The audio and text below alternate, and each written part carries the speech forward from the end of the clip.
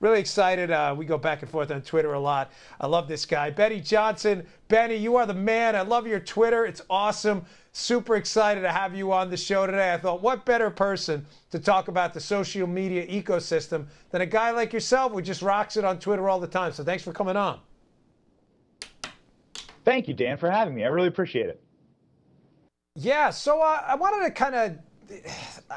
Listen, I got a big issue with this, as I'm sure you do too. I follow you on Twitter. I really enjoy your tweets. They're funny, they're witty. But, you know, you and I may disagree. I haven't seen all your tweets on this, but there's this big kind of growing controversy about Alex Jones and InfoWars, who, listen, he said some, frankly, pretty dumb stuff. There's no excusing the Sandy Hook commentary and that other stuff. But I've appeared on InfoWars in the past. I did a couple of hits way back in the day when some books came out. And my take on this thing has been, you know, there's a pretty simple solution to content you don't like, which is just like not watching the content you don't like. And I'm really upset, Benny, and I think you've kind of seen it on Twitter as well, with some people who claim to be conservatives jumping on this bandwagon of trying to get now the government involved to regulate this. I think this is a huge Trojan horse. Your take on it?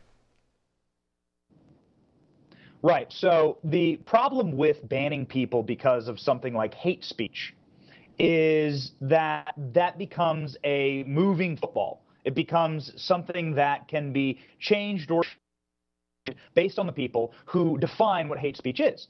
So our issue becomes one of who is controlling the information, who is controlling the platform. These platforms are notoriously liberal. These platforms are notoriously proven to devalue, demonetize, and depress conservative content. It's shocking that when something like shadow banning happens, it only happens to conservatives. It only happens to prominent conservatives on the right. These kind of things, including James's interviews, undercover interviews on this kind of a topic, demonstrate that it's a very slippery slope, but a very scary slope to have platforms decide which content is acceptable for their consumers. Yeah, Benny, they've tried this with us here at NRATV, trying to get us kicked off Amazon Fire, Google Chromecast, and elsewhere, simply for just advocating for what's already in the Constitution. How that would be hate speech, I'm genuinely unaware. I mean, I can't put myself in the liberal mind. But, you know, my take on this, and this is where I'd love to get your opinion, because you've got some real stellar folks over there. You know, you've got Rosiak, Chuck Ross, you know, Stephanie Hamill. You guys are doing some really, you know, kick-ass work over there, if I can say that on my show. It's my show. I say whatever I want. Sorry, folks. Family friendly. My wife gets upset whenever I say that. Dan, it's hate speech. Yes, deplatform us. You can't say ass. That's hateful. You're right. Yeah. Dude, this is what I love about my show. It frequently goes off the rails. But my wife, Benny, calls my show reality news. That's why she loves it so much. She can't tune out. But my problem with this is conservatives, people I respect, and I respect their opinions. I'm not trying to be a jerk about it, sincerely. But people I genuinely respect are saying, well, if they're going to introduce themselves, Twitter and Facebook, that is, as publishers, right?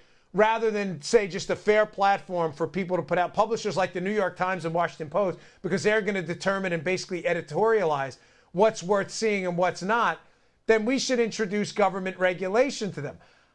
My humble opinion is I think what you just said is correct. When we bring the government in, that Trojan horse, and we get conservatives on that bandwagon, once you introduce that, the government gets to determine what's fair, then that arbiter of what's fair, you're going to have all kinds of hate speech stuff. And I think this is the Democrats would love nothing more than for conservatives to join them in this fight to get the government into regulating the internet. I think it's a huge mistake.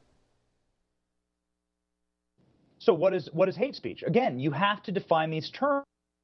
The definition of these terms are going to be so incredibly valuable, and they're going to be defined by the political ideologies of someone who defines hate. Is being pro-Second Amendment hateful? Well, there are people who would say it is. Is being pro-assault rifle hateful? Is being a climate change denier hateful? Who knows? It could absolutely get into the circles, and then you get to a place where Alex Jones found himself, where he was banned for an overarching hate speech. They didn't really give a major reason. They didn't give specific reasons. They didn't demonetize episodes. They just said hate speech. So there's already rumors in our profession that the next thing is global warming and climate denial. Does climate denial deplatform you? Does that create an unsafe environment for people and ideas that have been decided by the left? Ben Shapiro on his podcast, very worried about his take on transgenderism. Is that considered hate speech? Many college campuses consider the idea that there are only two genders hateful. So what is next, right? Most Christian beliefs or Catholic beliefs, many religious beliefs would be considered hateful by the progressive left. So are you going to be allowed to hold a religious belief in public on one of these platforms? These kind of things of pro-life, it would be considered hateful, I think, by a large percentage of progressives. However, that is the canon of the Catholic Church. So what is the next thing to be deplatformed is hate speech. It's very, very slippery slope, Dan. Now, Benny, do you think there's a free market solution to this? I bring it up because I read in the Wall Street Journal on Thursday an interesting piece where they were talking about market effects already pressuring these social media companies. It's a couple of numbers for you. So Facebook, the largest wipeout of wealth in a company in modern American history, $120 billion in value snuffed out. Twitter and Facebook losing users. Snapchat just took a bath themselves. Do you think there's enough public pressure out there, market effects alone, if conservatives were to leave en masse, to move these companies in the right direction? Or do they just not care? And are they taking, say, the New York Times, Washington Post approach, which is like, you know what? We're not trying to cater to you conservatives. We really don't care. We're going to become a liberal propaganda outlet, and we're just kind of comfortable, riding that liberal stream. We maybe stay in business. We're not as profitable as we could be. But we're just going to cater to our liberal audience, and that's it. Here's where let me tell you where I stand. I want to get your opinion. I think Facebook and Twitter will be devastated if their stock market, if their stock price, it tanks more and goes down even further. I don't think they'll be able to answer to shareholders, and we'll have to start to kind of, go back towards more of a moderate kind of let's leave the conservatives alone approach. What's your take on it?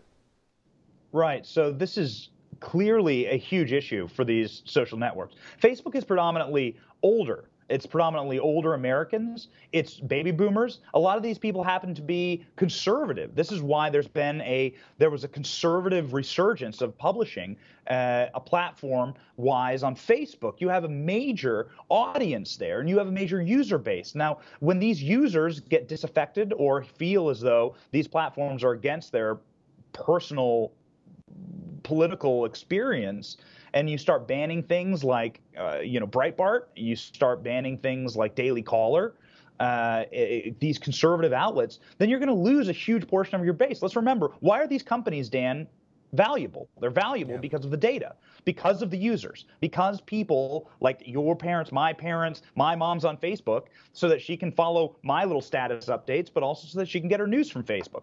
If she doesn't feel like that's a safe environment for her, if someone is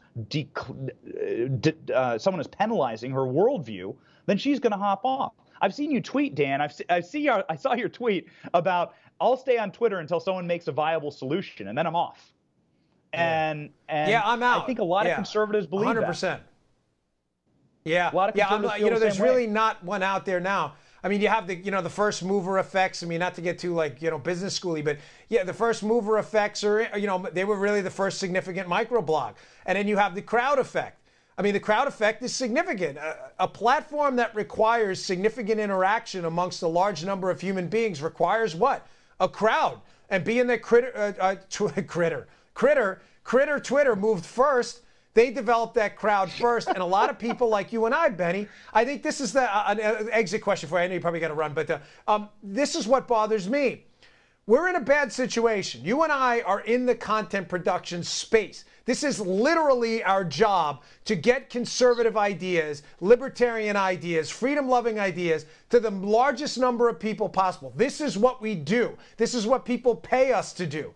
For you and I, who spend a significant amount of time developing a very healthy following on Twitter, They really have us in a corner. It's like a Clubber Lang Rocky thing. He's got us in a corner working the body shots. What are we going to do? Our job is to get the ideas out there. We're going to cancel our Twitter memberships tomorrow. I mean, they really have us in a pickle. But if someone with a prominent following starts an alternative and can get those crowds to follow en masse, yeah, I'm the first one out the door, no question. Yeah, I liked and retweeted that tweet. I completely agree with you. You're part of the same circles that I am, Dan. You know that there's a lot of rumors and there's a lot of people attempting to build the completely de-networked social network and trying to get the president on it. And those rumors have been around for a year or two. And since Donald Trump was elected, the following, if you could just get the president to use some new open source platform that would not demonetize conservatives, that would not shadow ban conservatives, then I believe that you could potentially move a lot of people. Ask mainstream media right now, ask cable networks, ask CNN what happens when you attack a certain worldview for years and you come after a certain conservative worldview for years. People leave. They will create alternatives. We still live in a free market. And so big tech could better be extremely careful right now about what they're doing. And I can tell you, I know that you feel it and I feel it too. It's been very frustrating to be a conservative publisher and a conservative social media content creator on these platforms recently. No, it's horrible, Benny. Hey, listen, Benny, thanks for joining me, man. I really appreciate it. We'd love to have you back sometime. It was really great commentary. Thank you very much. Thank you, Dan. Thank you. You got it.